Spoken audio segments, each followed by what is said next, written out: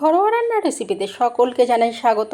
সকল বন্ধুরা নিশ্চয়ই আমার ভালো আছেন, সুস্থ আছেন। আমিও ভালো আছি। আজ আমি ঝিঙে আলুর পোস্ত রেসিপি নিয়ে চলে এসেছি। প্রথম আমি একটা কড়া বসিয়ে দিচ্ছি, দিয়ে তার মধ্যে আমি সর্ষের তেল দিয়ে দিচ্ছি 3 চামচ। তবে সর্ষের তেলেই পোস্তটা রান্না করলে খুবই খেতে ভালো লাগে।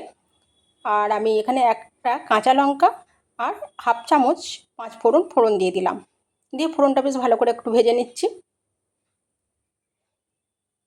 ফোড়নটা ভাজা হয়ে গেছে, ভালো সুন্দর একটা গন্ধ উঠে গেছে। এখন এর মধ্যে আমি দিয়ে দিচ্ছি এবার আলুগুলো ঠিক এইভাবে ছোট ছোট করে কেটে নিয়েছি, কারণ ঝিঙে তো খুব নরম। আলু অল্প একটু সেদ্ধ হয়ে গেলে ঝিঙে দিয়ে দিলেই খুব তাড়াতাড়ি রান্নাটাও হয়ে যায়। সেই জন্য আলুটা ছোট ছোট করে কাটলেই বেশি ভালো হয় পোস্তটা। আর ঠিক ঝিঙেগুলোকে কেটে নিয়েছি এইভাবে আমি, খুব কচি ঝিঙেগুলো, বুঝতেই পারছেন একদমই সময় লাগবে না। আমি এখানে 4টে কাঁচা লঙ্কা নিয়ে নিচ্ছি আর 3 চামচ পোস্ত নিয়ে নিচ্ছি। এটা খুব ভালো করে বেটে নেব।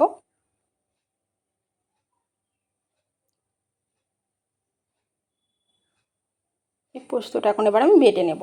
আর এখানে আলুর মধ্যে দিয়ে দিচ্ছি অল্প পরিমাণ হলুদ গুঁড়ো, দিয়ে বেশ ভালো করে এখন আমি ভেজে নেব।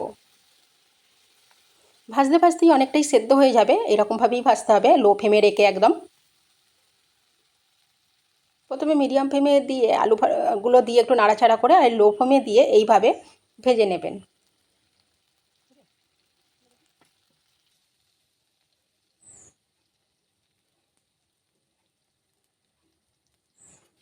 আলুগুলো বেশ একটু ভালো করে এবার ভাজা হয়ে গেছে, অনেকটাই সেদ্ধ হয়ে গেছে। এই সময় আমি এবার ঝিঙেগুলো দিয়ে দেব। ঝিঙেগুলো দিয়ে একটু ভেজে নেব। এখন আমি লবণ দিইনি, লবণ দিলে ঝিঙে থেকে জল বেরিয়ে যাবে, সেই জন্য আমি এখনও লবণটা দিইনি। একটু আমি আলুর সাথে ঝিঙেটা ভেজে নিচ্ছি।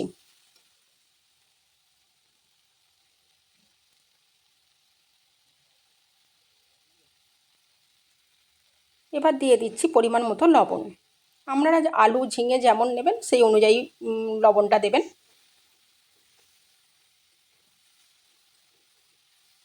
আমার আলু ঝিঙের পরিমাণটা কম, তাই আমি এখানে হাফ চামচ দিয়েছি লবণ।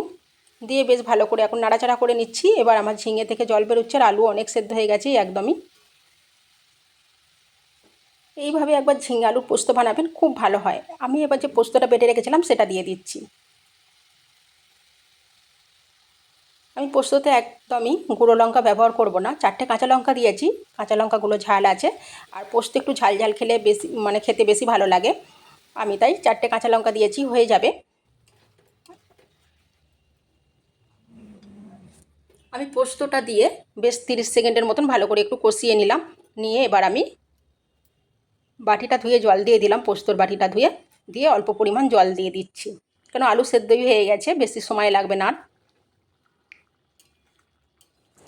আমি যখন আলুগুলো ভেজেছিলাম তখন অল্প পরিমাণ হলুদ গুঁড়ো দিয়েছিলাম, আর কিন্তু হলুদ গুঁড়ো ব্যবহার করব না। পোস্ত একটু বেশ গ্রেভি গ্রেভি হলে বেশি ভালো লাগে, সেই জন্য আর একটু আমি জলটা শুকনো করব। আর যেটুকু সেদ্ধ হতে বাকি আছে এই সময় ঝিঙে আলুটা হয়ে যাবে। ঠিক এই রকম আমি গ্রেভি গ্রেভি রাখবো ঝিঙে আলুর পোস্তটা। আমার রান্নাটা হয়ে গেছে, এবার আমি নামিয়ে নেব। তবে অবশ্যই আপনারা যদি রুটি দিয়ে না খেয়ে থাকেন পোস্ত, একবার অবশ্যই এইভাবে পোস্ত রান্না করে রুটি দিয়ে খাবেন, খুব খেতে ভালো লাগে। ভাত দিয়ে তো ভালো লাগেই, কিন্তু রুটি দিয়েও পোস্ত খেতে খেতেও খুব ভালো লাগে। আমি একটা প্লেটের মধ্যে নামিয়ে নিয়েছি, ঠিক এই রকম দেখতে হয়েছে। যদি ভালো লাগে প্লিজ একটা সাবস্ক্রাইব করে দেবেন। আর ভালো থাকবেন, সুস্থ থাকবেন, সাবধানে থাকবেন।